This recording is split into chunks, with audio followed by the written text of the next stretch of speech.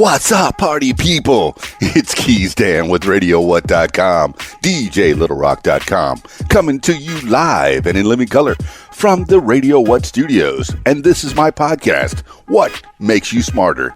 It's an extension of the RadioWhat.com internet radio station that I've been running for quite some time. And if you need DJ services, where do you go? DJLittleRock.com. Check availability and get a free price quote. And maybe you can have me at your next event. And if you'd like to tell your story, I encourage you to check out my other podcast, What Makes You Famous. Find it everywhere using the hashtag What Makes You Famous. What makes you smarter? And learn with me right here on the program. Now, on with the show.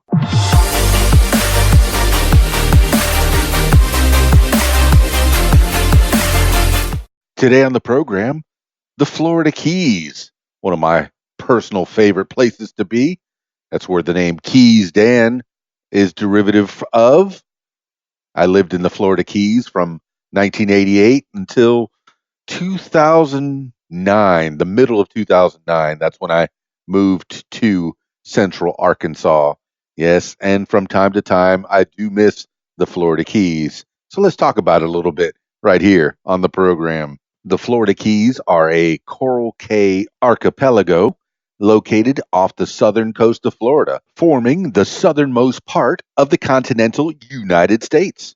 They begin at the southeastern coast of the Florida Peninsula, about 15 miles south of Miami, and extend in a gentle arc southwest and then westward to Key West, the westernmost of the inhabited islands, and on to the uninhabited Dry Tortugas. The islands lie along the Florida Straits, dividing the Atlantic Ocean to the east from the Gulf of Mexico to the northwest, and defining one edge of Florida Bay. At the nearest point, the southern part of Key West is just 90 miles or 140 kilometers from Cuba.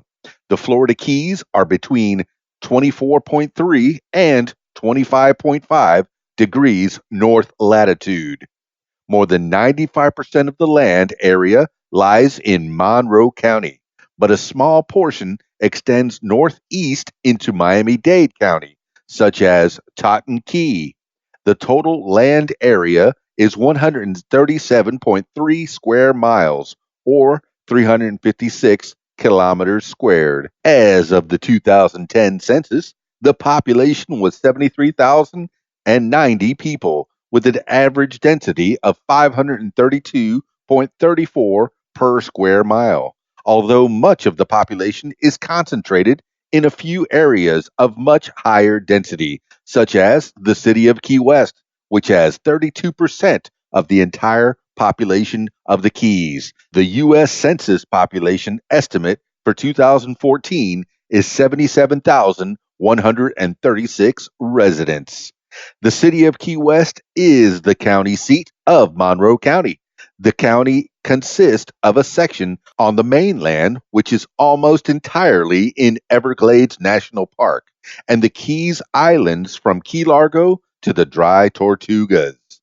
The history of the Keys. The Keys were originally inhabited by the Calusa and Tequesta tribes and were charted by Juan Ponce de Leon in 1513. De Leon named the islands Los Martires, the martyrs, as they looked like suffering men from a distance. Key is derived from the Spanish word cayo, meaning small island. For many years, Key West was the largest town in Florida, and it grew prosperous on wrecking revenues. The isolated outpost was well located for trade with Cuba and the Bahamas, and was on the main trade route from New Orleans. Improved navigation led to fewer shipwrecks, and Key West went into a decline in the late 19th century. Let's talk about the Overseas Railway. The Keys were long accessible only by water. This changed with the completion of Henry Flagler's Overseas Railway in the early 1910s. Flagler, a major developer of Florida's Atlantic coast, extended his Florida East Coast Railway down to Key West with an ambitious series of oversea railroad trestles. Three hurricanes disrupted the project in 1906, 1909, and 1910. The 1935 Labor Day hurricane, the strongest hurricane to strike the U.S., made landfall near Alamorada in the Upper Keys on Labor Day, Monday, September 2nd. Winds were estimated to have gusted to 200 miles per hour, raising a storm surge more than 17.5 feet above sea level that washed over the islands.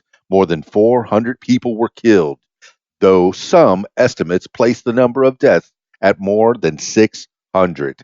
The Labor Day hurricane was one of only four hurricanes to make landfall at Category 5 strength on the U.S. coast since reliable weather records began about 1850. The other storms were Hurricane Camille, 1969, Hurricane Andrew, 1992, and Hurricane Michael, 2018. In 1935, new bridges were under construction to connect a highway through the entire Keys. Hundreds of World War I veterans working on the roadway as part of a government relief program were housed in non-reinforced buildings in three construction camps in the Upper Keys. When the evacuation train failed to reach the camps before the storm, more than 200 veterans perished. Their death was anger and charges of mismanagement that led to a congressional investigation. The storm also ended the 23-year run of the Overseas Railway. The damaged tracks were never rebuilt, and the Overseas Highway, U.S. Highway 1, replaced the railroad as the main transportation route from Miami to Key West.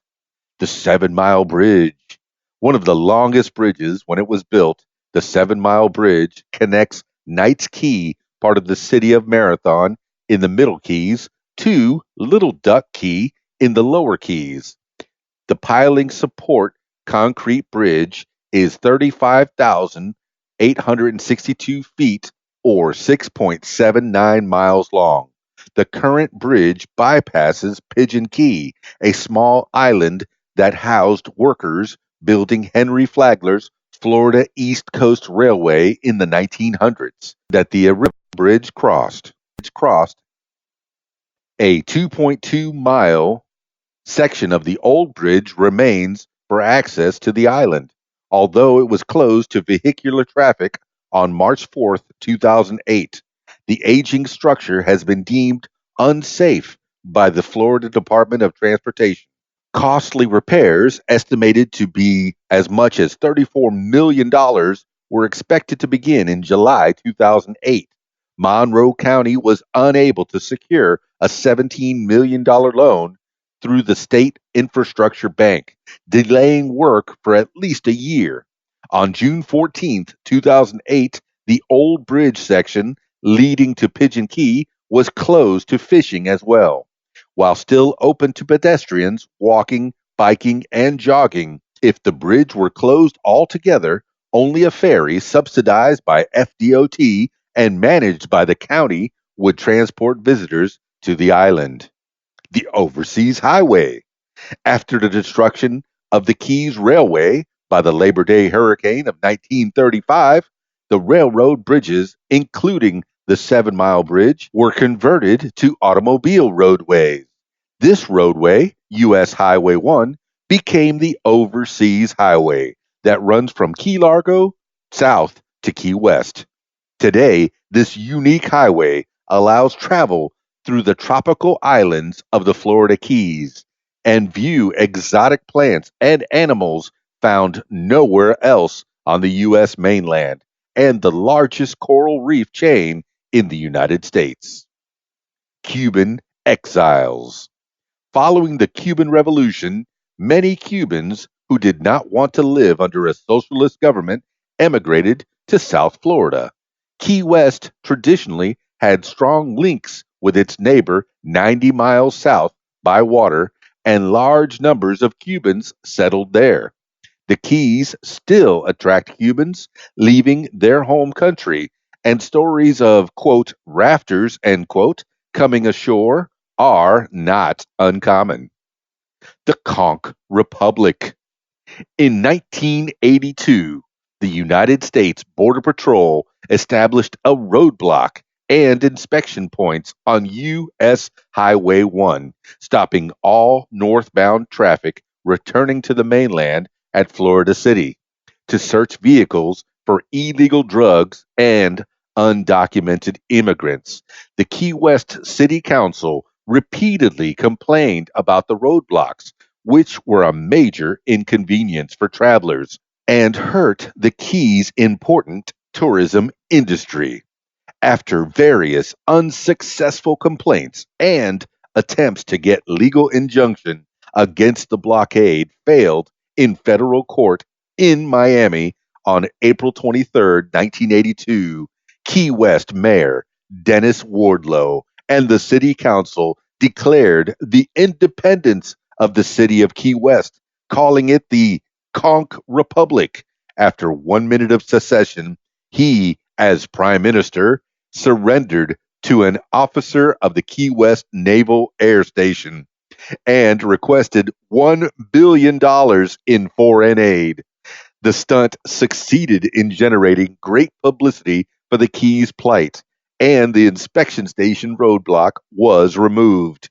The idea of the Conch Republic has provided a new source of revenue for the Keys by way of tourist keepsake sales, and the Conch Republic has participated in later protests. Geology. The northern and central sections of the Florida Keys are the exposed portions of an ancient coral reef, the Key Stone. The northernmost island arising from the ancient reef formation is Elliott Key in Biscayne National Park. North of Elliott Key are several small transitional keys composed of sand built up around small areas of exposed ancient reef. Further north, Key Biscayne, and places north are barrier islands built up of sand. The islands in the southwestern part of the chain, from Big Pine Key to the Marquesas Keys, are exposed area of Miami limestone. The Florida Keys have taken their present form as the result of the drastic changes in sea level associated with recent glaciations or ice ages. Beginning some 130,000 years ago, the Sangomonian stage raised sea levels about 25 feet above the current level. All of southern Florida was covered by a shallow sea. Several parallel lines of reef formed along the edge of the submerged Florida platform, stretching south and then west from the present Miami area to what is now the Dry Tortugas. The reef formed the Key Largo limestone that is exposed on the surface from Soldier Key, midway between Key Biscayne and Elliott Key, to the southeast portion of Big Pine Key and the newfound Harbor Keys. The types of coral that formed Key Largo limestone can be identified on the exposed surface of these keys. Starting about 100,000 years ago, the Wisconsin glaciation began lowering sea levels, exposing the coral reef and surrounding marine sediments. By 15,000 years ago, the sea level had dropped between 300 to 350 feet below the contemporary level. The exposed reefs and sediments were heavily eroded. Acidic water, which can result from decaying vegetation, dissolves limestone. Some of the dissolved limestone redeposited as denser cap rock, which can be seen as outcrops overlying the Key Largo and Miami limestones throughout the Keys. The limestone that eroded from the reef formed oolites in the shallow sea behind the reef, and together with the skeletal remains of bryozoans formed the Miami limestone that is the current surface bedrock of the lower Florida peninsula and the lower Keys from Big Pine to Key West. To the west of Key West the ancient reef is covered by recent calcareous sand, while the islands of the upper and middle Keys form a long, narrow arc. The islands of the lower Keys are perpendicular to the line of that arc. This configuration arose from an ancient tidal bar system. The bars lithified or compacted under pressure, and with changes in sea levels are presently exposed as the islands, while the channels between the bars now separate the islands. Still with keep going. Let's talk about the environment. The climate and environment of the Florida Keys are closer to that of the Caribbean than the rest of Florida.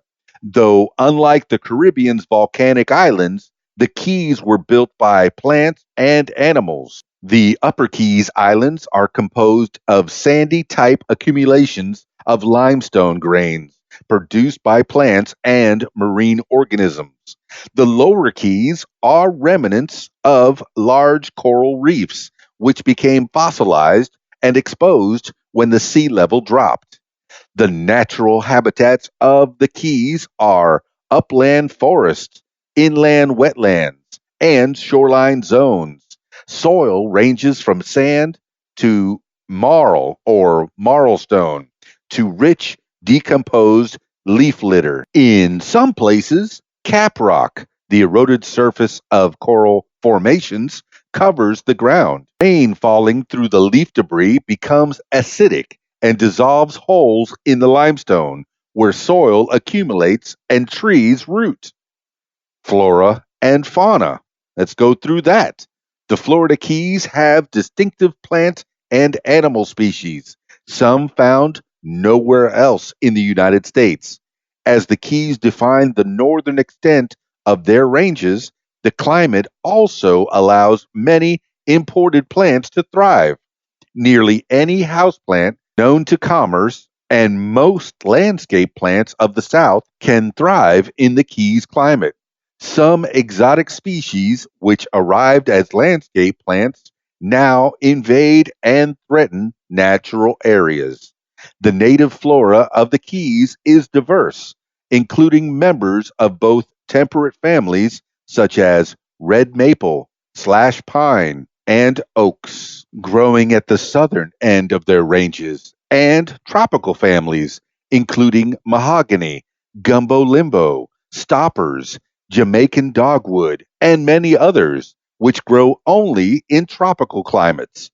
Several types of palms are native to the Florida Keys, including the Florida thatch palm, which grows to its greatest size in Florida on the islands of the Keys. The Keys are also home to unique animal species, including the American crocodile, key deer, protected by the National Key Deer Refuge, and the Key Largo wood rat. The Keys is the northernmost range of the American crocodile, which is endemic from South America to Panama, north to the Florida Keys. The Key Largo wood rat is found only in the northern part of its namesake island and is a focus of management activities in Crocodile Lake Wildlife Refuge, about 70 miles, 110 kilometers west of Key West is Dry Tortugas National Park, one of the most isolated and therefore well preserved in the world. The waters surrounding the Keys are part of a protected area known as the Florida Keys National Marine Sanctuary. Let's talk about climate of the Florida Keys. The climate of the Florida Keys is tropical savanna. Other than some areas of coastal Miami, the Florida Keys are the only areas in the continental United States to never report freezing temperatures since settlement. The record low in Key West is 41 degrees Fahrenheit or 5 degrees Celsius in both 1886 and 1981, and low temperatures below 48 degrees Fahrenheit, 8.9 degrees Celsius, are rare. Most of the Florida Keys fall into USDA Zone 11A to 11B. There are two main, quote, seasons in the Florida Keys: a hot and wet season from June through October, and a dry season from November through April. That features little rainfall, sunny skies, and warm, breezy conditions. The warm and sunny winter climate, with average highs in the middle 70s and lows above 60, is the main tourist season in the Florida Keys. Key West is the driest city in Florida, and most of the Florida Keys can become quite dry at the height of the dry season. Some of the more exposed vegetation in the Keys is scrub, stunted due to the intense sun, quick draining sandy oil, and arid winter climate. Going further into weather in the Florida Keys, let's talk about the tropical cyclones. The Keys are occasionally threatened by tropical storms and hurricanes, leading to evacuations to the mainland. Hurricane George, after destroying much of the housing and infrastructure on many of the Caribbean islands, caused damage and extensive flooding in the lower Keys in 1998 before making landfall in Mississippi. In 2005, Hurricane Katrina, Rita, and Wilma affected the Keys, although none made a direct hit, causing widespread damage and flooding. The most severe hurricane to hit the area was the Labor Day hurricane of 1935, a Category 5 hurricane. Tropical cyclones present special dangers and challenges to the entire Keys because no area of the islands is more than 20 feet or 6.1 meters above sea level, and many are only a few feet elevation, and water surrounds the islands. Nearly every neighborhood is subject to flooding as well as hurricane winds. In response, many homes in the Keys are built on concrete stilts, with the first floor being not legally habitable and enclosed by breakaway walls that are not strongly attached to the rest of the house. Nonetheless, Monroe County, as reported in the Federal Register, has estimated that there are between 8,000 and 12,000 illegal enclosures inhabited by people. Because of the threat from storm surge, evacuations are routinely ordered when the National Weather Service issues hurricane watch or warning, and are sometimes ordered for a tropical storm warning. Evacuation of the Keys depends on causeways and the two-lane highway to the mainland. Time estimates for evacuating the entire Keys range from 12 to 24 hours. Evacuation estimates are significant in emergency planning, of course, but also because they are a factor in local and state regulations for controlling development. The building permit allocation was increased in 2005 when local governments reduced estimates for evacuation. On September 10, 2017, Hurricane Irma made landfall in Cudjoe Key. The storm destroyed an estimated 25% of the houses on the Keys, and another 65% suffered major damage. Most residents had evacuated before the storm hit the area. On September 12th, parts of the Keys were still inaccessible by causeway, and some areas were closed to the public. Governor Rick Scott reported devastation. Most areas were without power or water. The damage was the worst in the lower Keys, though less severe in Key West. Parts of the lower Keys may be uninhabitable for months. All right, I'm not going to name all of the major islands, but I'll name some of the major islands. On US Highway 1, the Overseas Highway, it runs over most of the inhabited islands of the Florida Keys. The islands are listed in order from southwest to north. Mile markers are listed for keys that the Overseas Highway runs across or near. You got the Dry Tortugas, Marquesas, Sunset Key. Key West is mile marker 0 through 4. Fleming Key, Sigsbee Park, that's about mile marker 2 3/4 off to the north there. Stock Island, mile marker 5. Raccoon Key, mile marker 5 1/4. Boca Chica is mile marker 7 and 8. Rockland Key, mile marker 9. East Rockland Key, mile marker 9.5. Big Coppets at 10. Skipping forward, Lower Sugarloaf is at mile marker 17. Sugarloaf Key, is mile marker 19 through 20th. Cudjoe Key is mile marker 21 through 23. Summerlin Key, mile marker 24 to 25. Ramrod Key, my grandparents had a place there, mile marker 27. Middle Torch and Big Torch Key is about mile marker 27 and 3/4 or so. Little Torch, Big Pine, No Name Key, Scout Key, Honda Key, Great Beach, that's 37, mile marker 37 to 38. Ohio Key, Missouri Key, Little Duck Key, mile marker 39. The 7 Mile Bridge is about from 40 to 46, and it separates the lower keys from the middle keys. You got Pigeon Key, that's right off the bridge there. Knights Key, Vaca Key, Fat Deer Key. Let's see, Grassy Key, it's at mile marker 58 through 60. Duck Key, Conch Key. Conch Key is about mile marker 62 and 63. Let's see, the Long Key Bridge is about mile marker 63 to 65. You got Long Key, Fiesta Key, moving up into the northern keys is Lower Matecumbe, about mile marker 74 through 77.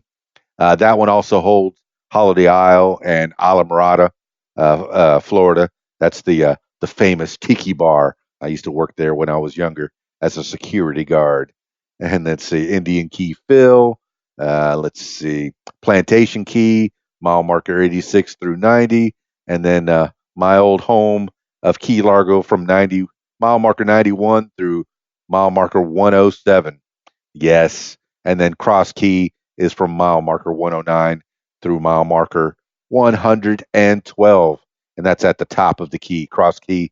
Is that where? I guess that must be where Ocean Reef is. There's some $1 million homes there. And we always thought of that as the richy area of the Keys.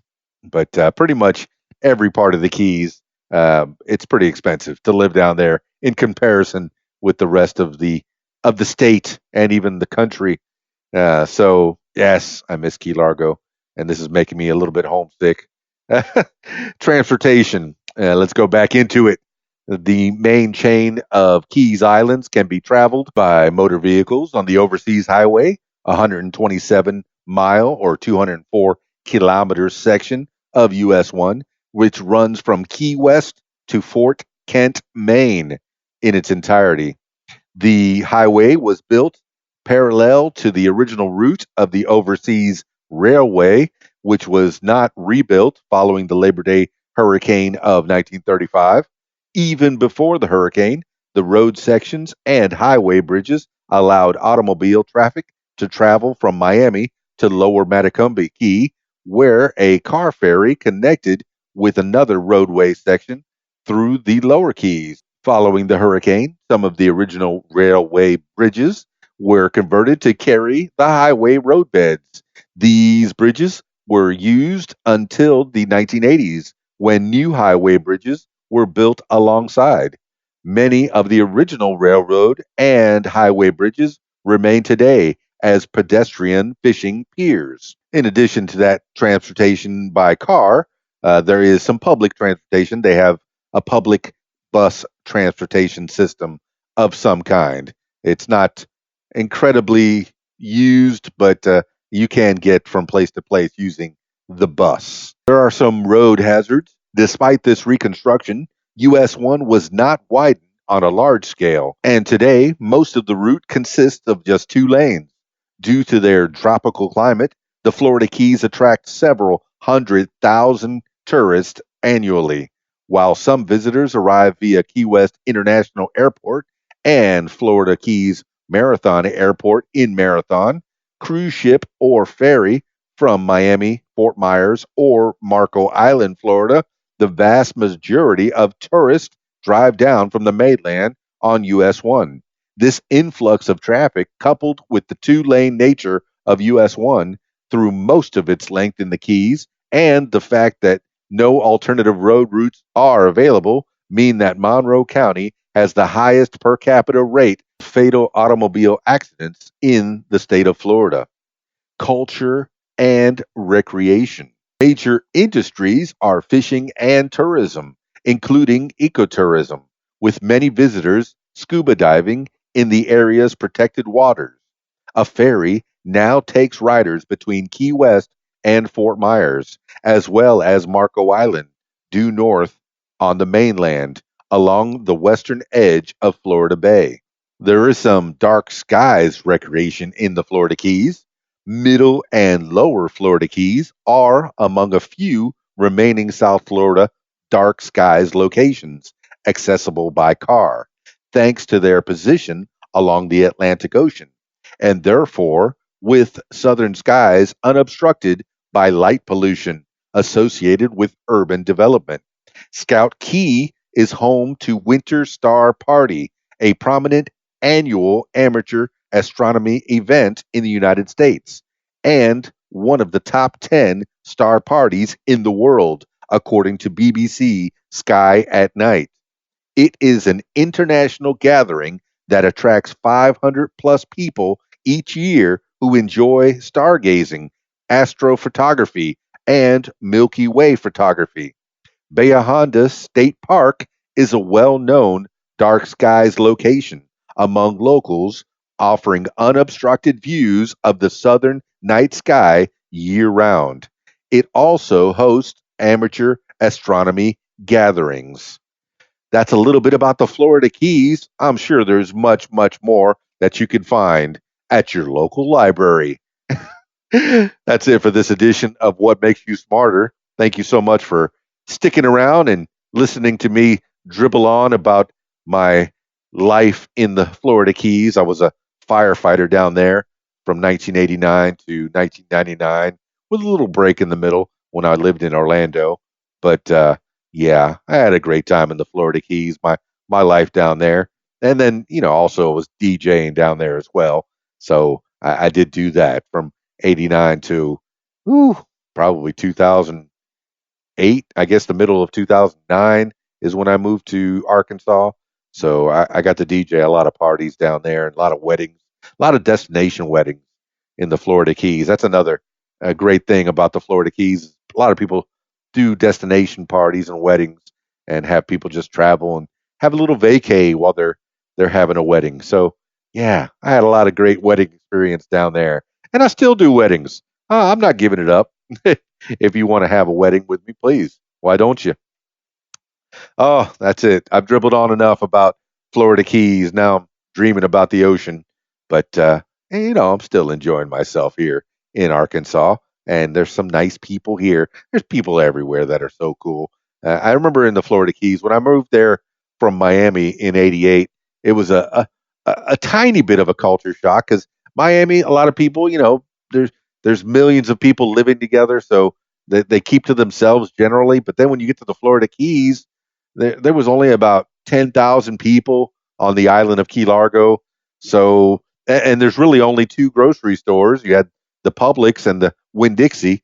So out of those two grocery stores, you're going to meet everybody on the island at one point or another. And the only big department store to shop at was the Kmart. And I don't even know if it's still down there, because I know Kmart just recently closed many of their stores, if not all of their stores. So the Florida Keys may not even have a gigantic department store to shop at. So I guess that keeps it local. I know in Florida City, just a few, about 20 miles north of Key Largo, there's the Walmart. So you do have that to do your major shopping. Oh, that's it. Oh, the Florida Keys. I am Keys Dan. I will keep that moniker, even though I'm living in Arkansas now. That's it for this edition of What Makes You Smarter. This has been Keys Dan from RadioWhat.com, DJLittleRock.com. Peace. I'm out of here. If you like what you hear, I encourage you to follow What Makes You Smarter on social media. Find it on Facebook at What Makes You Smarter, Instagram at What Makes You Smarter, Twitter at SmarterWhat, and YouTube, username Keys Dan. Leave What Makes You Smarter podcast a review and subscribe. Listen to What Makes You Smarter podcast on Spotify, iTunes, YouTube, Stitcher, Google Podcasts, and Podcast Addict. My personal favorite, learn with me on my podcast, What Makes You Smarter. And if you'd like to tell your story, I encourage you to check out my other podcast, What Makes You Famous. Find it everywhere using the hashtag #WhatMakesYouFamous. Call 501-470-6386 and leave a message to set up a time for What Makes You Famous. Support What Makes You Smarter podcast using the PayPal, paypal.me/KeysDan. Email info@radiowhat.com. What Makes You Smarter is a production of Keys Dan Enterprises Incorporated at keysdan.com. Thank you for listening. Thank you for listening. Thank you for listening.